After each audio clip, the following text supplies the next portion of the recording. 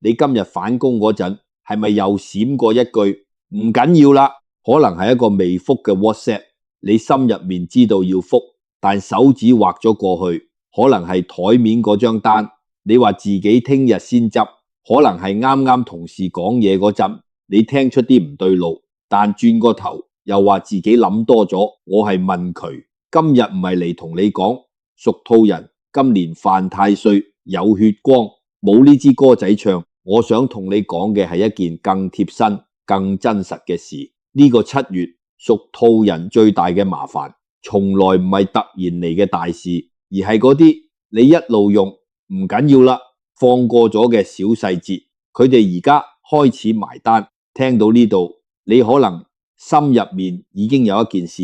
浮咗出嚟，好，就係嗰件，等我慢慢話你知，佢點樣悄悄影響緊你今個月嘅氣場，同埋唔使帶紅繩，你可以點樣收返個口。我識好多人講命理，通常一開口就係大凶大吉，你今年必發財，你今年必破財，聽落好爽，但聽完你會發現自己冇得到任何一句可以真係用得落自己身上。我唔想咁樣同你講嘢，我寧願慢啲細節啲，都想你聽完之後真係識得望返自己一眼。唔緊要啦，呢4個字你今個禮拜講咗幾多次？我唔係問你，我係想你自己諗一諗，唔使答我，答自己就夠。我做呢行咁多年，見過好多屬兔嘅朋友嚟問我，開口第一句通常係問佢，我近排係咪犯緊小人？我聽到呢句通常都唔會即刻答，因為10個有8個答案其實唔喺小人度，喺佢哋自己心入面早就知道，但一路揀住唔去諗嘅嗰個位。農曆6月尾行到7月頭，坊間開始有人講緊盂蘭，屋企老人家會提你唔好夜晚出街逗留，唔好講埋啲唔好聽嘅說話。我唔想同你講呢啲有幾靈，我想講嘅係呢個時令本身其實一直提緊香港人一件事，要心存敬畏，唔可以樣樣事都話自己好叻，話自己頂得住。屬兔人今個月特別需要呢種敬畏，唔係怕邊個，係唔好再對自己咁自信滿滿，覺得啲小事拖住冇所謂。老人家嗰句唔好夜晚出街，我聽落其實都係喺講你要識得留返啲空間俾自己，唔好樣樣都撐到盡。依我所見，屬兔人有一種好特別嘅性格底色，由中帶台。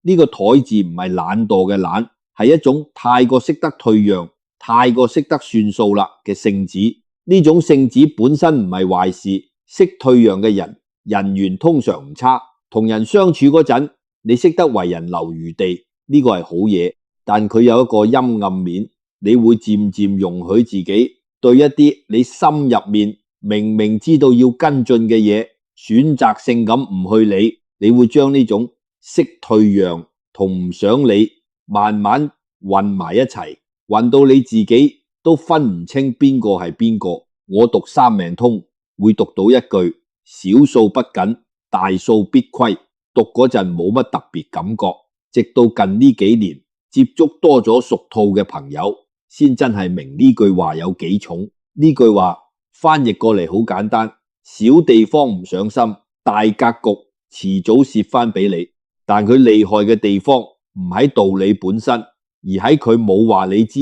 幾時會蝕。正正因為冇話你知幾時，你先會一路以為自己僥倖過咗關，而呢種僥倖感先係最危險嘅地方。你唔係唔知會有代價，你只係一直覺得代價會遲啲先到，而遲啲通常就係永遠。7月呢個位置特別敏感，換季，天氣悶熱，人本身就容易心浮氣躁，加埋屬兔今年氣數本身偏軟，兩樣加埋一齊就特別容易將唔想理呢種情緒包裝成唔緊要。呢句說話講俾自己聽，你可能會發現自己近排特別容易攰，唔係做嘢做到攰，係一種講唔出嘅心入面拖住幾件事嘅攰。呢種攰其實就係氣場已經開始鬆動嘅其中一個信號。我想講一個好細嘅觀察，唔算故事，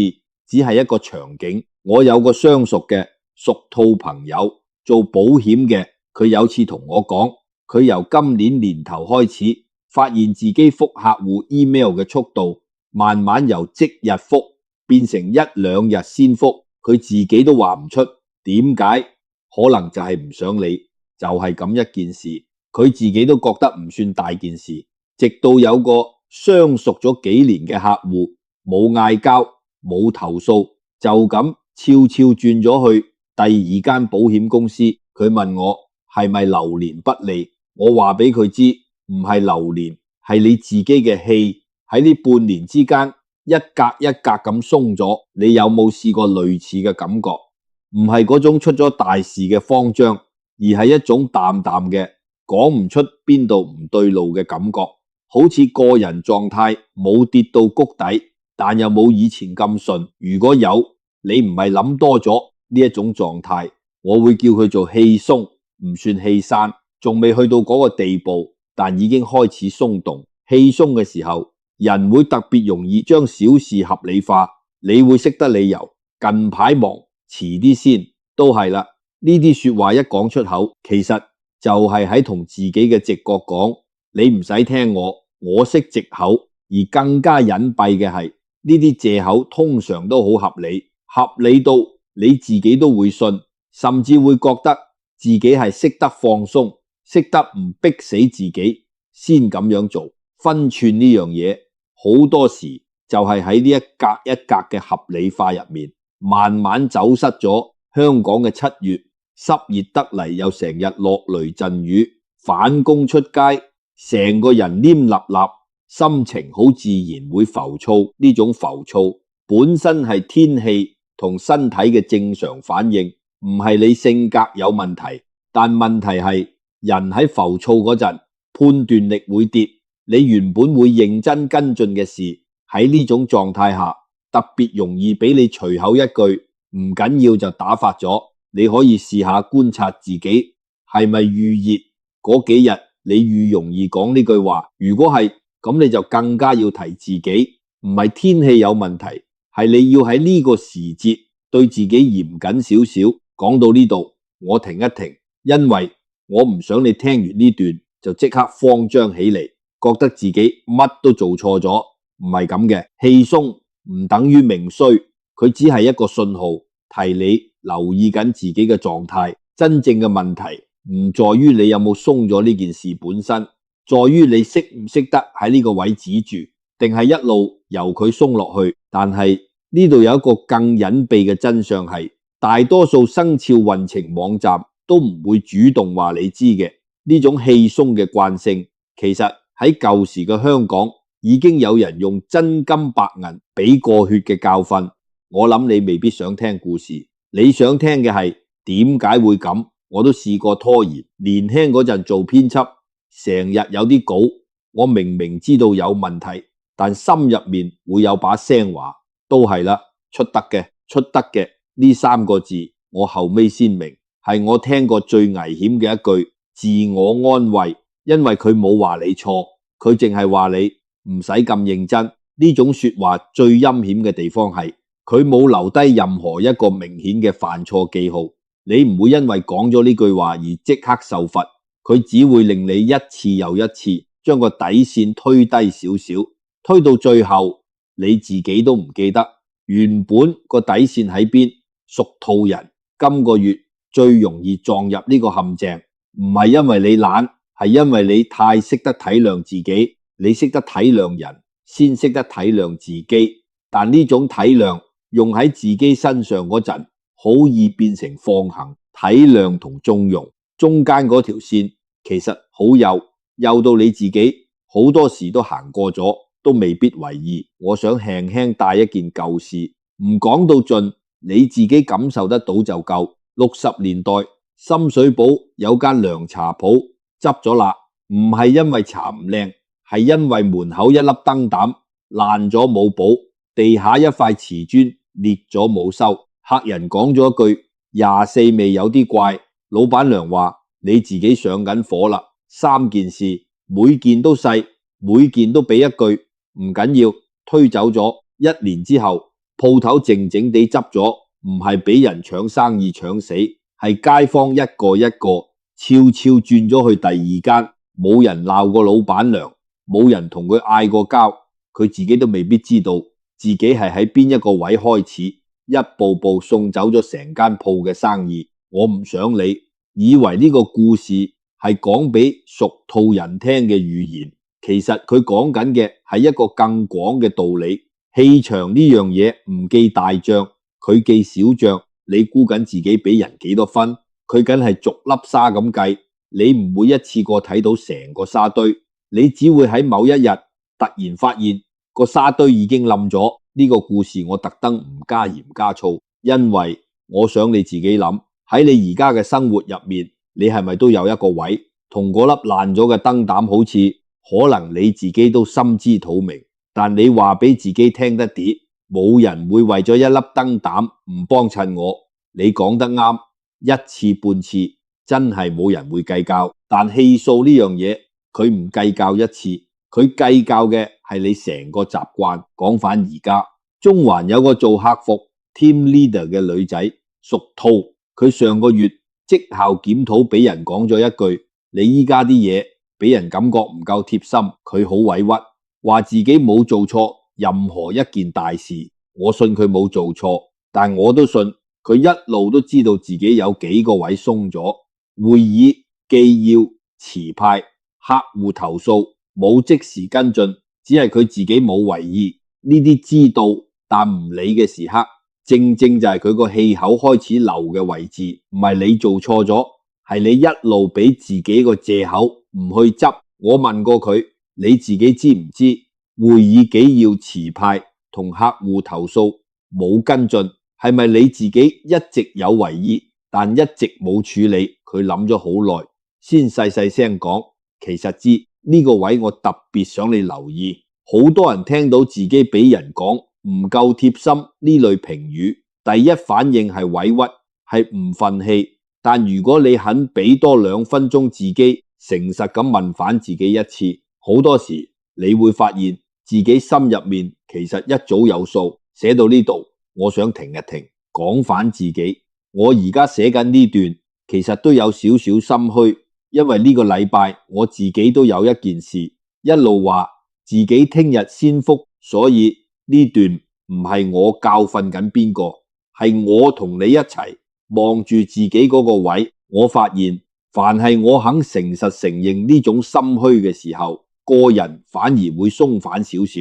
好似個心虛本身一直冇乜嘢，重嘅係我一直唔肯認佢。而家如果你都覺得自己心入面有一個位一直咁拖住，我想你做一件事，唔使諗大道理，喺留言區打低4個字五行調和，唔係求佢即刻靈驗，係你打呢4個字嗰一刻，其實已經係你同自己講，我知啦，我唔再扮唔知。講到呢度，我想同你玩一個小遊戲，你諗一個近排喺你身邊，你覺得呢個人成日靠害我嘅人，諗到未？好，而家我想你諗第2層，喺呢件事度有冇一啲位，其實係你自己一路冇跟到尾，先俾到佢有機可乘。我知呢個問題唔中聽，但依我所見，屬兔人今年成日話自己犯小人，我聽落去10次有6、7次，真相唔係對方特別衰，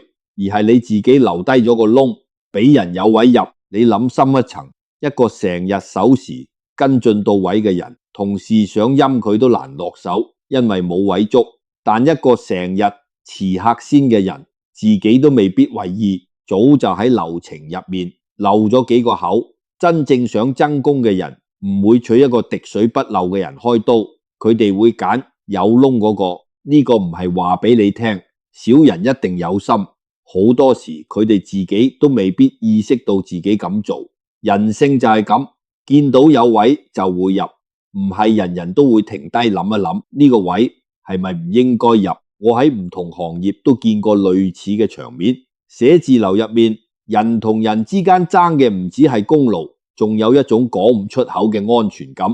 當一個人做嘢企理，交代清楚，佢周圍嘅人自然會信佢多啲。遇到出事嗰陣，第一反應都唔會諗到佢頭上。相反，一個成日甩漏嘅人，就算佢本身冇做錯，都會成為人哋第一個諗起嘅懷疑對象。呢個唔公平，但呢個就係人性嘅運作方式。你識得呢一點，就會明白執好自己啲細節，唔只係為咗做好件事，更加係為咗喺是非入面俾自己留返一個乾淨嘅位置。呢個唔係我惡意睇，係滴天水一句，我讀極都覺得講得好準嘅話：旺者宜竊，不宜助；衰者宜幫，不宜損。白話講，一個人氣數本身偏弱嗰陣，最忌係仲俾人再落多一巴。你屬兔，今個月因為拖，氣場已經有啲鬆，呢個時候如果仲俾人喺背後補多一句閒話，殺傷力就會特別大。唔係因為你特別水皮，係因為你個氣場本身已經處於弱位，經唔起再損。呢個機制其實同人平時體質弱嗰陣特別容易感冒係同一個道理。唔係傷風特別惡，係你個底子本身冇平時咁扛得住。講到呢度，我諗反起一個講法方向。近代有位鑽研義理嘅前輩，佢生前講過一個意思差唔多嘅道理。中國人講做人合則來，不合則散，求合理，唔求對錯。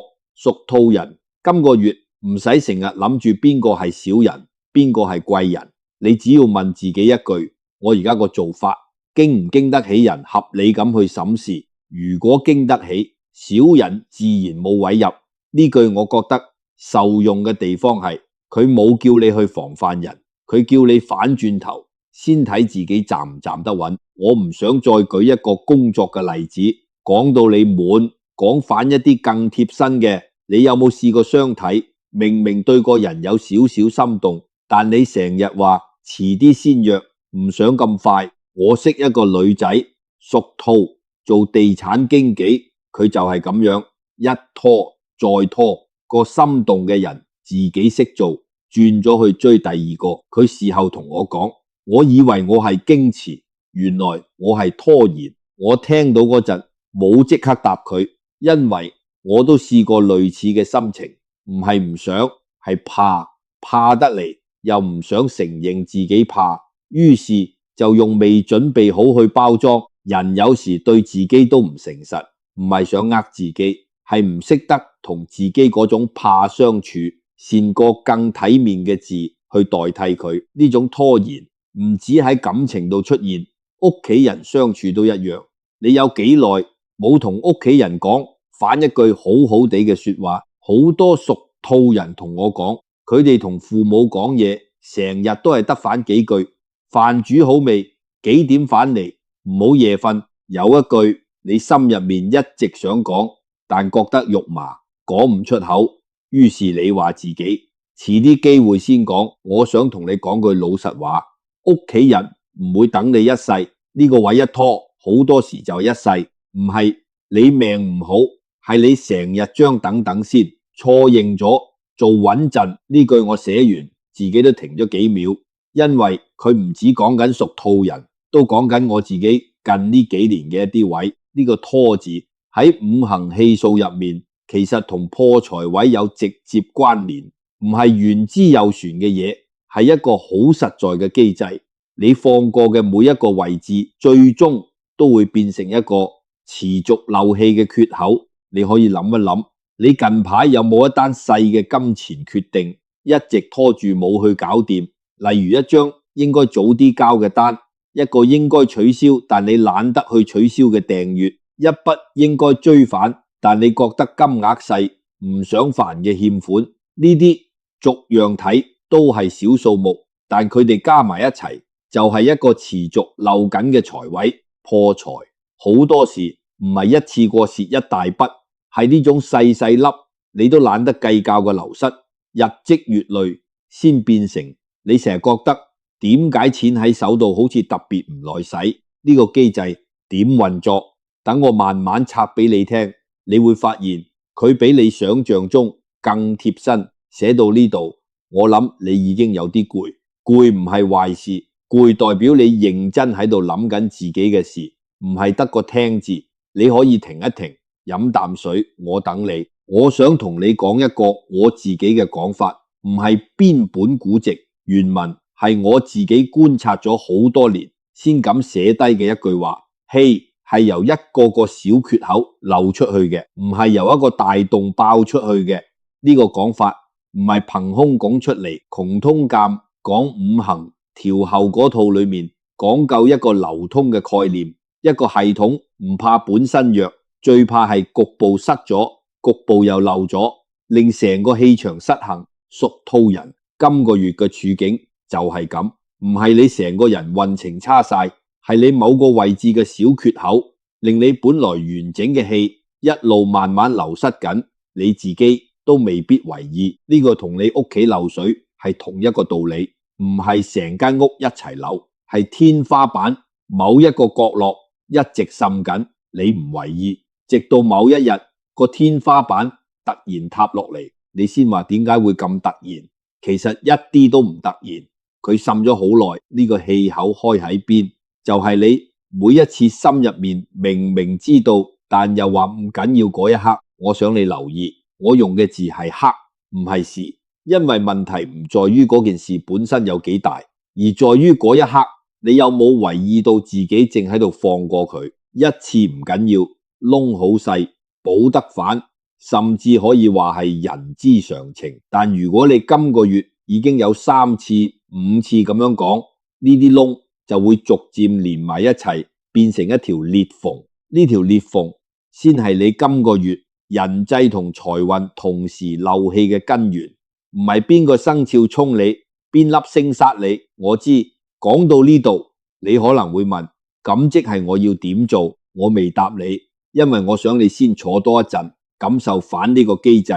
好多人聽到呢度，第一反應係想即刻個方法補救，但如果你唔先搞清楚個窿喺邊，你補嘅可能係第二個窿，第一個窿反而繼續漏緊。呢個位好多人會急，我明白，但氣數呢樣嘢，你愈急愈容易補錯位。我見過唔少人一發現自己運程唔順，就周圍去補，今日帶呢樣，聽日拜嗰樣，補到成身都係嘢，但個窿一直冇埋到。呢個唔怪得佢哋，因為窿呢件事本身就唔舒服，你要誠實面對自己邊個位放咗軟手。呢個過程冇乜靚位，唔似帶條紅繩咁有儀式感，甚至可以話係幾難堪嘅。但正正因為佢難堪先有效。如果一件事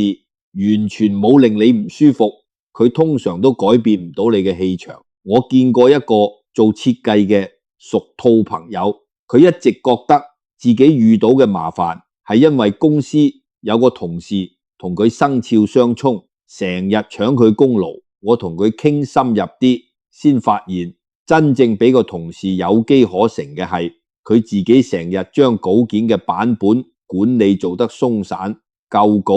新稿冇分清楚，交嘢冇留底，生肖相沖可能係其中一個誘因，令兩個人本身唔夾，容易起摩擦。但真正俾對方有位入手嘅唔係星象，係佢自己留低嘅窿。我特登唔想將呢件事寫成一個反派同事害好人嘅故事，因為咁寫其實冇幫到手。真正有用嘅係你肯唔肯回頭望一望自己有邊啲位係自己留低嘅。呢個唔係話俾你聽你要自責，係話俾你聽你其實有能力去補返，因為窿係你自己嘅，你先有鎖匙。顏色改變唔到命，但一個企理嘅系統可以令小人冇位入。講到呢度，我知你可能仲想問，咁換季究竟注咩顏色好？我唔會同你講一個絕對嘅答案，因為每個人五行底子唔同。但我可以話你知一個大方向。屬兔人今個月我會建議你少着啲太搶眼、太銳利嘅顏色，例如純黑同大紅大紫呢類，容易令你成個人氣場顯得緊繃，反而助長咗你心入面嗰種浮躁。你可以試下注多啲米白、淺綠、木色嗰類接近自然嘅顏色，呢啲顏色喺窮通鑑講調後嗰套入面比較接近木性平和，有助你個人狀態沉返落嚟，唔係求佢即刻旺你，係求佢唔好再加劇你嗰種漏氣嘅狀態。但係我要講清楚，三注啱只係輔助，唔係主菜。主菜始終係你點對待自己嗰啲拖住嘅小事。如果你以為注啱顏色就可以唔使執嗰啲細節，咁就本末倒置。讀到呢度，我想你合埋眼，唔使俾我睇到，就喺心入面誠實咁問自己一句：呢個月有邊3件事係我講咗唔緊要，但其實我心入面知道唔係咁簡單，唔使急住答。你可以喺留言區簡單報低自己嘅生肖，唔係求個答案，係俾自己一個誠實面對嘅機會，睇下你今年嘅運程同我今日講嘅呢一點啱唔啱得上。呢唔單止係湊熱鬧，係一次同自己氣數嘅對話。講到呢度，我知你聽到可能會問我，咁即係要點做？係咪要帶條紅繩注反底褲去廟街拜一拜？我唔會叫你唔好做，但我想你明白一樣嘢，呢啲傳統嘅意義唔在於個物件本身有幾靈，而在於佢背後嗰份認真對待嘅心。你帶住條紅繩，但心入面照舊，遲啲先，條繩幫你唔到幾多，佢頂多提你記得你曾經想過要轉變，真正嘅化解其實好樸素，樸素到你可能會覺得唔使我講你都知，揀返3兩件你一直拖住嘅小事去執。我唔想淨係咁講就算，因為呢句聽落好簡單，做落又總係差咗嗰一步，所以我想同你講深一層，點解會咁難？你之所以一直拖住冇去執，好多時唔係因為你唔識做，係因為你心入面有一個更細嘅聲音話你知，而家去做會唔會太遲？呢個遲字先係真正嘅阻力。你怕開口道歉，人哋會問你點解拖咗咁耐先講；你怕跟進反嗰單客戶，人哋會覺得你之前唔上心。呢種怕本身冇錯，但佢會令你繼續拖，愈拖愈重。我想講返自己一個位，我有陣時稿寫到一半，明知有個位論述唔夠紮實，但我會諗都寫到呢度啦，執返轉頭啦。結果拖到出街先發現個位一直冇執。呢個唔係讀者睇唔出，係我自己心知肚明，卻選擇咗唔去面對。呢種心知肚明其實比讀者睇唔睇得出更加重要，因為佢會慢慢累積成一種對自己嘅唔信任。你會開始覺得自己講嘅嘢連自己都唔會當真。袁天罡、李順風睇一個人，唔止睇大局面上，仲會睇佢對細節嘅態度、執筆嘅方式、行路嘅步姿、對待身邊小物件嘅仔細程度，往往比大話大志更能反映一個人嘅氣數走向。呢個唔係迷信，係古人對細節反映格局呢個道理嘅另一種表達方式。你今個月唔使做大陣仗嘅開運儀式，你要做嘅係揀返3件你一直知道要做但冇做嘅事，逐件執返。但我要提你一句，唔係樣樣小事都值得你去收尾。有啲細節你唔理佢會心虛，有啲細節你其實純粹想做得更完美。呢兩種要分清楚。判斷方法好簡單，如果一件事你一諗起就有少少心虛，有少少應該要做嘅感覺，嗰件就係真正嘅氣口。如果一件事你純粹想做得更靚啲，嗰件唔使急，唔好本末倒置，浪費咗你原本應該用嚟收尾嘅氣力。呢個分寸要你自己慢慢練，冇公式可以即刻套用，但你練得多會越嚟越準。依我所見，屬兔人今個月最值得執嘅，通常唔係大工程，係3類細嘢。一係一段擱置咗嘅溝通，一個未覆嘅信息，一句應該講但未講嘅道歉。二係一份冇跟進到底嘅工作。三係一個你成日話等等先嘅承諾。特別係對屋企人嘅呢3類，你唔使一次過做晒，你今晚可以就淨係做一件，做完你會發現個心會鬆返少少，唔係大鬆一口氣嘅嗰種鬆，係一種終於冇再欠住嘅平靜。我可以具體啲同你講，做法可以有幾簡單，你唔使寫一篇好長嘅信息去道歉，一句我上次嗰件事其實係我唔啱就已經夠，你唔使即刻約成個 project 嘅復盤會議，你可以就淨係先一個信息話返個客戶知你有留意緊佢個 case， 未跟到尾唔代表冇跟，你唔使突然約屋企人食一餐好隆重嘅飯先講心底話，你可以就喺一齊食飯嗰陣隨口問多一句你呢排點呀？呢啲動作細到你可能會覺得做咗都冇乜用，但氣數呢樣嘢佢要嘅唔係規模，係你肯唔肯開始，唔係注咩顏色，決定你行唔行運，係你有冇認真對待自己講過嘅每一句。知道啦，我讀命你咁多年，愈讀愈覺得氣數呢樣嘢最公道嘅地方就在於佢唔會即刻還俾你，但佢一定會還。你落幾多心機，佢慢慢還返俾你幾多。冇捷徑都唔使捷徑，寫到最後呢度我反而想慢落嚟，